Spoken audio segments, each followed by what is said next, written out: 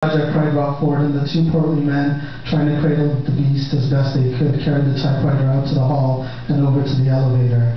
They successfully got it down to the lobby, and then, sticking to the walls, carried the typewriter up to Queen Street, and then dawdled along Queen Street East, where the pawn shops were. A pawnbroker gave them $15 for it.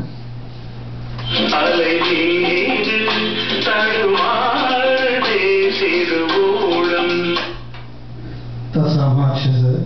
Said Rajapaksa. It's freedom, baby, cried Rockford. Come on, Jarvis Collegiate is near here. I know someone there who will sell us weed. On the way up to Jarvis, Rockford and Rajapaksa obtained some makeup at a store selling Halloween face paint and painted their faces in jagged masks to look like band members from Kiss. Rockford smeared some dark mascara around Rajapaksa's eyes and Alice Cooper streaks. This is what the kids are wearing today, he reassured Rajapaksa. Rajapaksa now looked like a goth priest. They journeyed up Jarvis, and Rockford scowled at where the bike lanes were proposed to run. Rajapaksa told Rockford about his wife and what a shrew she had turned out to be. When he had courted her, she had been coy, having attained the title of Miss Sri Lanka in 1973. He had gone to see her in the backstage and knocked on her dressing room door with a bouquet of flowers in his hand. She took the bouquet happily and placed them with the others on a shelf.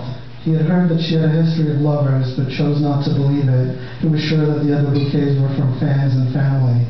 He had been very nervous in those days and hesitant. As a young lawyer, his star was finally rising. He was cemented in the halls of the UN, pleading for the addressing of crimes against the JVP. Oh, how the tables had turned. How ironic was the pen that wrote life.